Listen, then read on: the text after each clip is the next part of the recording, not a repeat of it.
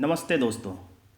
इस वीडियो में मैं आपको वर्ग गिनने की सुपर ट्रिक बेहद सरल तरीके से बताने जा रहा हूं। इस तरह के वर्ग अधिकांश प्रतियोगी परीक्षाओं में पूछे जाते हैं।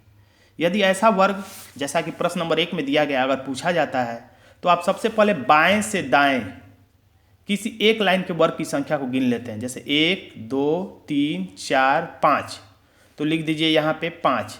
फिर ऊपर से नीचे वर्गों को किसी एक संख्या में गिन लेते हैं। 1 2 3 4 5 तो ऊपर से नीचे भी वर्गों की संख्या है 5 तो हमने 5 लिख लिया।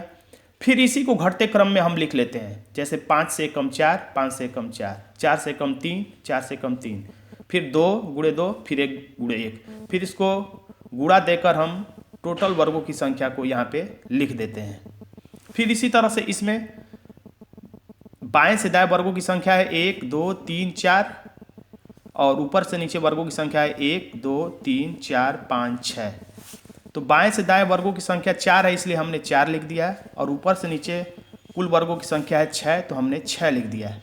फिर इसी को घटते हुए क्रम में हम लिखना शुरू करते हैं। 4 से 1 कम 3, 6 से 1 कम 5, 3 से 1 कम 2 और 5 से 1 कम 4 और 2 से 1 कम 1 और 4 से 1 कम 3। और जो ये ध्यान रखिए जो ही एक आए या वो एक बाएं साइड में आए या वो एक दाएं साइड में आए अपना कैलकुलेशन वहीं रोक दीजिए।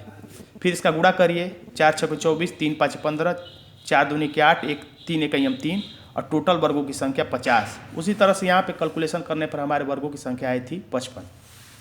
दोस्तों यदि आप ऑनलाइन परीक्षा दे रहे हैं तो इसी तकनीक का प्रयोग करिएगा। अगर बाई चांस आप ऑफलाइन परीक्षा देते हैं तो आप एक नई विधि का प्रयोग कर सकते हैं जैसा कि मैं बताने जा रहा हूँ। आप डायरेक्ट ये लिखने के बाद 5 25 डायरेक्ट लिख दीजिए। 5 गुणे 5 लिखने की जरूरत नहीं है। 4 चौके 16, तितली के 9, 2 दूनी के 4 और 1 एकयम 1 इसी में गुणा करके डायरेक्ट लिख दीजिए और टोटल को जोड़ के यहाँ पे वर्गों की संख्या पता चल जाएगी। उसी तरीके से इसमें यह लिखने के बाद 4 छके 24, 3 5 15, 2 चौके 8 और 3 एकयम 3। जो ही आप 1 से कैलकुलेशन करिए गुणा करिए वहीं पे वो क्रिया रोक दीजिए। और इस तरह से ये लिखने के बाद आपको बस ये लिखने से आपका समय कुछ सेकंड बच जाएंगे। डायरेक्ट आप ये लिख के और ये टोटल कर दीजिए। तो आज की वीडियो में बस इतना ही। धन्यवाद।